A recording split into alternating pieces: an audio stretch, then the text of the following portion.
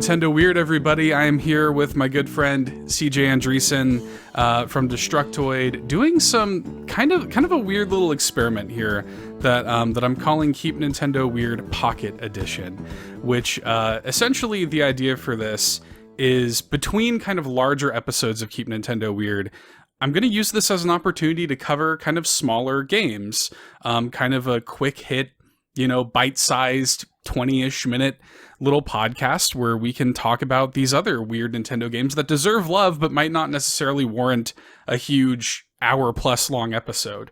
And I can't think of anybody I'd rather kick this off with than you, CJ. And what better game? Keep Nintendo Weird Pocket Edition, talking about Pocket Card Jockey Ride-On. Oh my goodness. Yeah, I'm excited. Absolutely. and it's it's to Keep Nintendo Weird podcast. This is Nintendo adjacent. It's not available on the Switch and it's not Nintendo publishing it, but anyone who knows anything about this game is coming to it from their experience on the 3DS with the original Pocket Card Jockey. And I mean, how shocked were you earlier this month when it was revealed that this game was coming out for Apple Arcade? Dude, I remember I read the trademark. I was like, well, this is probably nothing. Story came out that the trade, cool. The eShops are closing. They probably just want to retain the trademark or something like that. Fine. Seems legit. I'm sure we're going to see more of that. But then to hear that it was coming to mobile, which for some reason I hadn't entered into my calculus, and it makes perfect sense, especially now that it's out and we've played it. It just came out actually yesterday at the time we're recording this, and I've already put an absurd amount of time into it, and I know you have too. But man, I definitely was surprised to see it, but at the same time not surprised to see it. With these eShop closures coming, I hope we see more of this. And I think that this Pocket Card Jockey on mobile is a great proof of concept of how you can take something that was on 3DS, which I didn't really think would translate well to phones, and for me, actually really does. I'm really impressed. Well, it's important to remember that actually the original Pocket Card Jockey was ported to iOS and Android in Japan only, as a free-to-play game. And I was reading an interview, I wish I remember what website it was on, that they were talking to the director of the game and talking about how they were excited to be putting it on mobile, but they couldn't quite nail free-to-play. They couldn't find a way to have it make sense financially for them to continue supporting this game.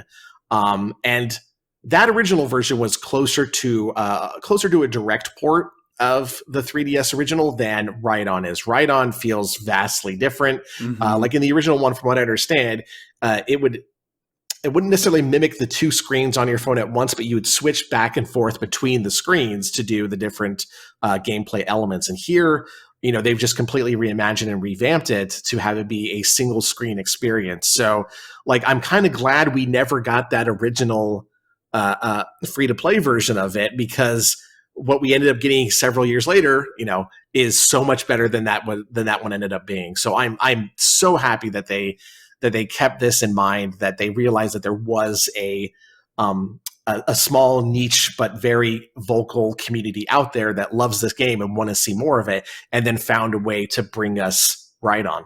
Yeah, well, and it definitely even feels like they're very aware, even just in little tiny flourishes.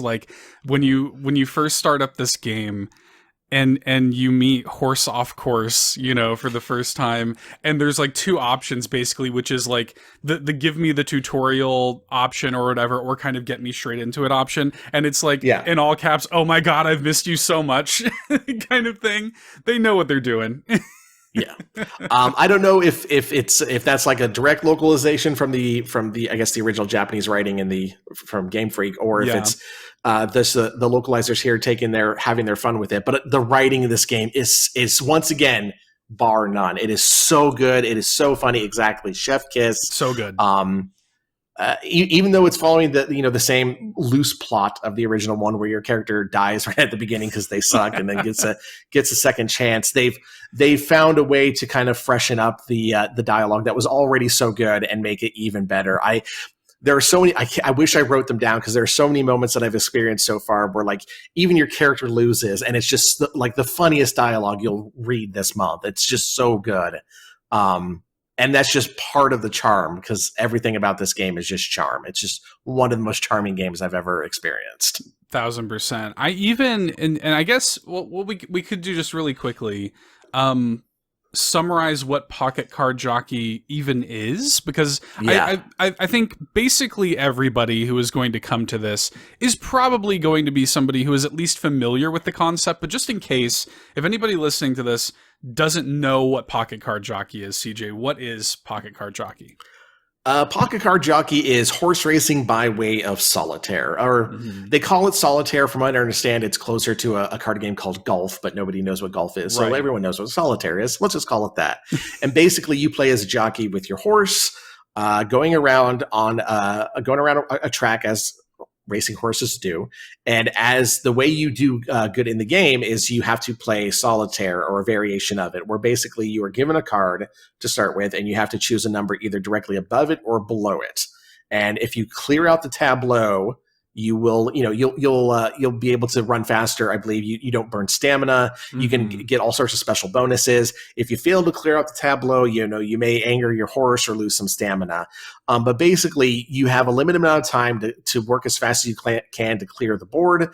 And you do this about 2 to 3 to 4 times, depending on the length of the race, before you hit the final stretch. All in that time, you're also managing your horse's positioning, because if you go into a turn, you don't want to take a turn wide because you're using more energy, but you also don't want to take it inside too much because you might get boxed in.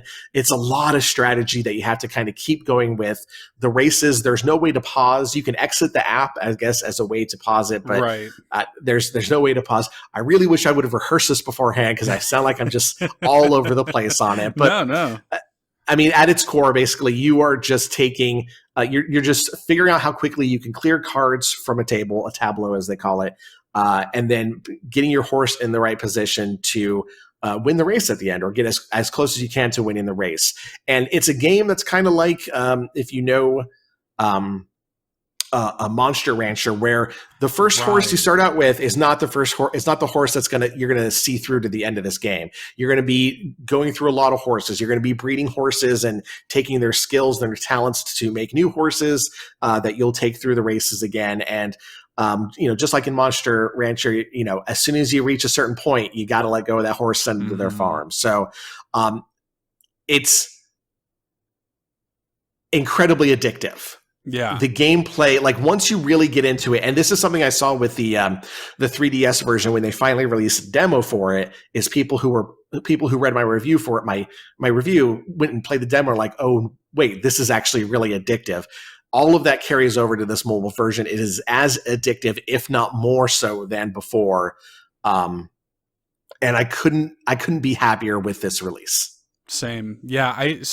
I definitely think, when you hear that, it sounds like a lot of mechanics, right? And it is, it's just another one of those horse racing solitaire games where the protagonist dies immediately and you're resurrected and you play solitaire to race horses and keep them happy and breed. It's another one of those games. Yeah. That old genre. Yeah. Dime a dozen, that old chestnut.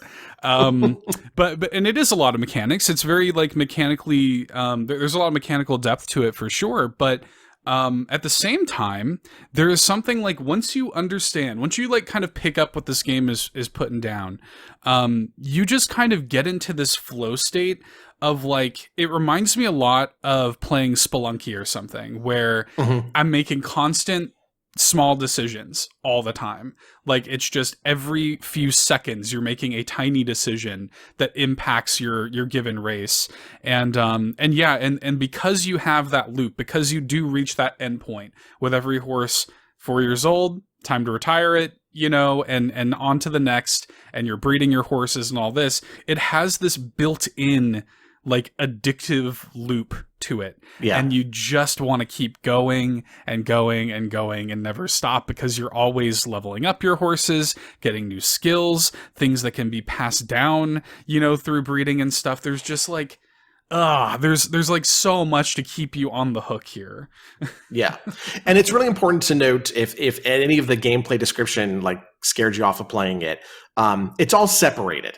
So like the card sections are separate from the positioning horses section. So you're not doing both of those things at once. It's you clear the cards, then you position your horse, then you clear cards again, position your horse again, clear cards again, and then likely you're in the final run, which plays a little bit differently from both of those. But it's all simple gameplay inputs for all of those. So it's really not. It might be difficult to describe, or maybe I'm just bad at it, doing it off the cuff. But it's really, once you know what you're doing, it's kind of like, oh, this makes complete sense. I know exactly what I'm supposed to do here. And really, like, I hadn't played Pocket Card Jockey for about a year, almost a year since before this came out. Same. But as soon as, the first race, I was all the way back in there, right? It's like riding a bike. Did not forget one step, even if they did change a little bit for this game. And there are small changes between the 3DS version and Ride On. And I think they're improvements. Like in the 3DS version, when you are positioning your horse, you actually draw the course for them. And here, you just actually you touch the iPad or your iPhone, and there's a direct line there, and you can touch more places on there if you want them to go into different positions. And so I think for me, that's it's easier for me to get the horse where I want them to than with having to draw as fast as I could with the 3DS version. Yeah, agreed. And they also automate certain things, like the way the energy. The extra energy is distributed through like the Giddy app, or whatever. That's all sort of automated now. Things are just, I feel like, a lot more snappy in this one. And like it feels, the original 3DS game was always sort of a game of phases like you described, but this one just feels more, and I think this might just be a symptom of it all taking place kind of at once, and also just the way it's all presented. Like they have realize this now in like 3D, like the horse models and the jockey and stuff is in 3D, and it just looks really like clean and pretty. There's something about it that just feels more immediate to me. Like it just feels more snappy. I'm in it so much more quickly, and like the races are going by in a snap, just in a way that they didn't. And as much as I love the 3DS game, like for me, I'm like, this one keeps me on the hook even more somehow. And the transition to 3D works so well. Yes. Like, it's not the entire game. All the menus are still, I actually have it up right now. All the menus are still, 2D little illustrations. Everyone looks great. The horse is actually in 3D, but the horse design carries over to the 3D models perfectly. You still have their stubby little legs running there that is just adorable every single time. You have the different variations, the cat or the horse with a cat for a tail. I've seen a witch. There's a robot.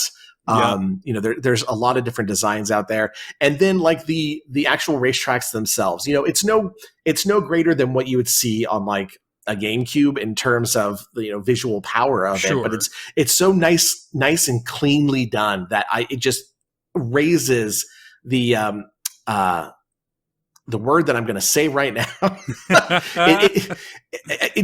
it raises my appreciation for it, because I think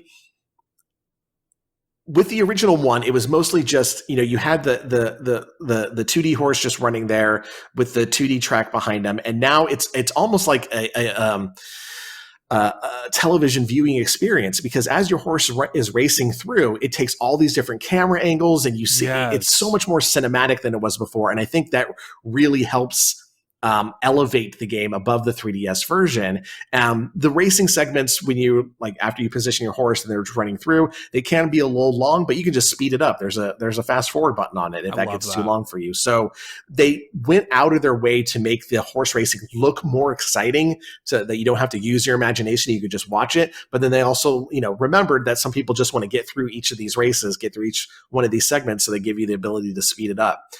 It's just a great translation of the game. I can't stop praising it. And I wish I had some notes here to have talking points and all of this stuff that I would have prepared. But I was too busy playing this game. That's the problem. I played it for 6 hours yesterday, and I played it for 4.5 hours this morning. It's like, I can't stop. And I have 3 reviews to do this week. So clearly this is going to be a problem. Hey, that's exactly, my thoughts exactly. The game came out, we should say too, I think we've mentioned it maybe once, but this is on Apple Arcade specifically. Yeah. So you have to, it's on iPhone, iOS. They even make a little like iPhone like joke, like I play a lot of solitaire on my iPhone, or whatever. So they kind of lean into that even with the writing. So this is on Apple Arcade, and I think this is a good model for it because it's funny. I can almost see the bones a little bit of the free-to-play thing like you were talking about when they initially took a stab at this, and they could have like microtransaction the hell out of this, right? Like if they really wanted to, they could have. And like, you could totally see the model, especially with the shop. It's like, buy X amount of coins to get your happy carrots or whatever.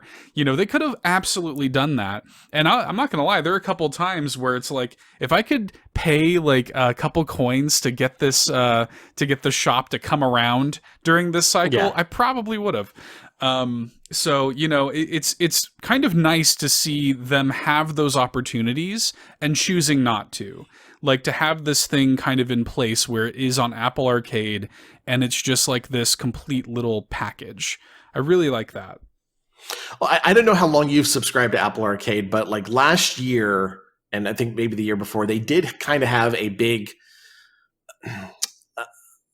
not a big, last year before, Apple Arcade, they revived some mobile games that had previously disappeared. Like there's the Castlevania one that I think it had a soft launch and then they pulled it, and then a few years later it's up on Apple Arcade with all the microtransactions removed. Still not a great game, but it's like they rescued that game. Right. World of Demons from Platinum Games is another one. Like that was supposed to be their big mobile game. They had their soft launch. It vanished, came back on Apple Arcade, and it's really fun. And this one, I don't know if I would love to know what came first, Apple Arcade approaching or Apple approaching Game Freak or Game Freak approaching Apple. I would love to know who initiated this, because it's kind of another Apple Arcade to the rescue situation of they had a mobile version that didn't work. Here we are almost a decade later, because it's been so long, with a mobile version that does work. And you're right. I can definitely see that the places that they could have put in some microtransactions. You have horses here that you can earn based off of achievements, basically like saving up enough coins or I think winning a certain amount of races. You can unlock horses. That could have been something that would easily be hidden behind payments. So 1,000%. I'm so glad that we get to experience this game again, and ideally more people get to experience it, because iPhones are ubiquitous with people, iPads. You can play this on your iMac.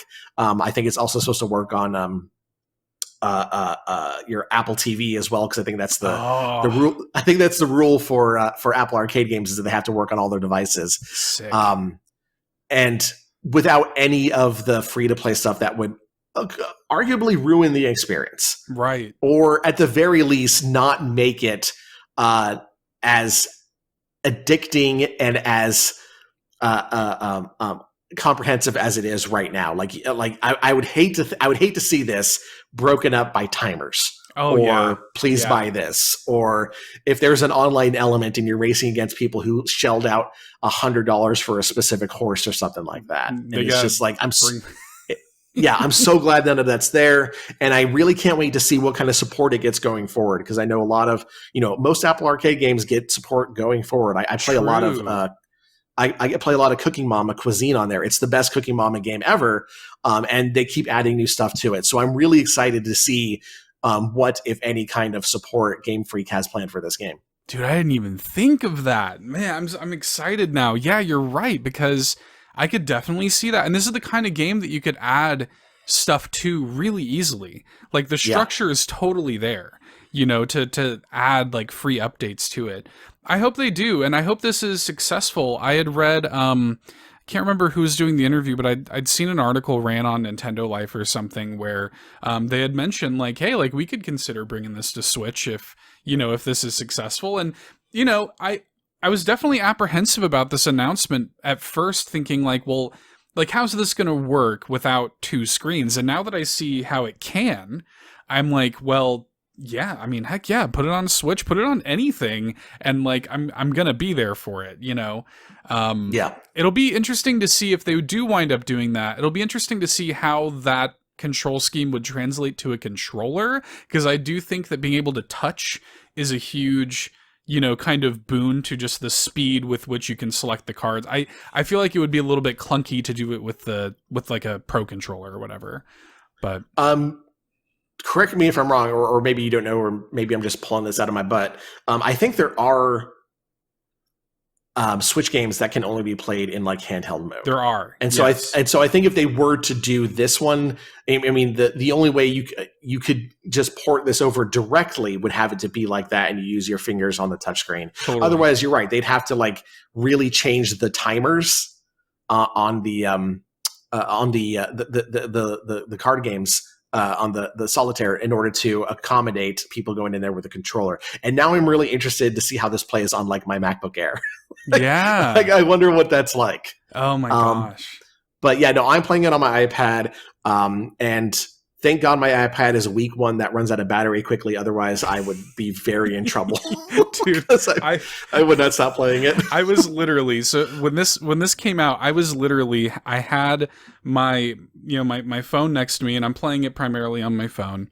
And like my battery was already kind of low. It was already time to charge. It was late at night or whatever. And I was like tethered to it like it was an umbilical cord, like sitting there just like, I need this. And I was up until 4 a.m. playing. Like I can't get enough of it. It's translated so well. I'm so happy that we have this. And it's hard not to imagine, you know, other 3DS games getting this kind of treatment. And I hope that we do as we approach these closures. I hope that, you know, Apple Arcade can kind of come to the rescue of more of these games. That would be great to see, because goodness gracious, this translates so well, and I'm addicted to it all over again. We're sitting here partying like it's 2012, man.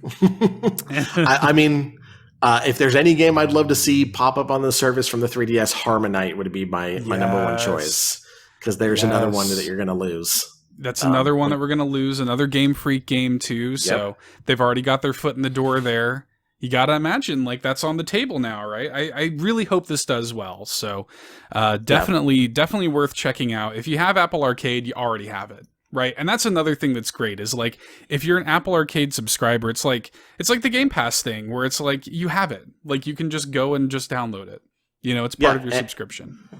And if you don't have Apple Arcade, but you have an iPhone, I mean, there are so many ways to get like a month free, 3 months free of the service. There's, you can find a way to test this game out to see if you still want to pay. I have no doubt that I will keep my Apple Arcade. They could not release a single game for the rest of the year, and I would keep it going just to continue playing this. I will pay $60 this year just to play Pocket Card Jockey right on, which is insane for a mobile game for me to say, but I just love it too much. It's that good. It's that good. Oh man. Well, CJ, thank you so much for coming on, man. We definitely, it's been too long since you and I have talked, and always a pleasure. I could think of nobody better to do this with. How can people find you, follow you online, keep up with what you're doing at Destructoid? It's the best way people can stalk you on the internet. I would just say stick with Destructoid. I'm still not doing much on Twitter. Every post I put on there that's not retweeting Destructoid or updating my movie list of things I watch, I usually delete within 24 hours. So you can find me on Destructoid.com. Since I last was here, we got bought by a new owner, Gamers. They've been great. And so I'm really excited about us going forward. But yeah, you can find me there. And like I said, I don't know when this is going to air, but I have 3 reviews I'm working on. So a lot of content coming from me. Thank goodness, knock on wood, they're all short games. Good. Good. Especially since you got to keep playing Pocket Card Jockey on the side. Exactly. Got to keep that next to you. Just every level I beat in Onion and Salt, I come back and do a few more races in Pocket Card Jockey. Yes, 1000%. Well, guys, you can follow me on Twitter at $2 Hero. All the links to the podcast stuff are in the video and episode description. And until next time, create what you want to create. Thank you for helping me keep Nintendo weird. Bye-bye. Keep Nintendo Weird is possible because of the amazing love and support from our patrons at patreon.com/allnpodcast, and I want to thank everybody who supports us over there, especially our Triforce tier and our Golden Banana tier supporters. Starting with our Triforce tier, we want to thank Josh Vaughn, John Cummins, Sparky, Adam Caparello, Shy Guy, Danielina Hosa, Dan and Luma, and Uncle Randy Bryans, as well as our Golden Banana tier supporters Rob Yapel, Third Strongest Mole, Sean Shano Baggins Ashton, Tim A, aka Neoprime33, aka Nintendo Dad Number 4, Matt Shy Guy City Murray, Drew Agnew, Phelan Ward, Bill Tucker, Marcus O'Neill, Liam D, Solo Something, and Bowza. Thank you all very much for your continued love and support, and most importantly, for helping me keep Nintendo weird.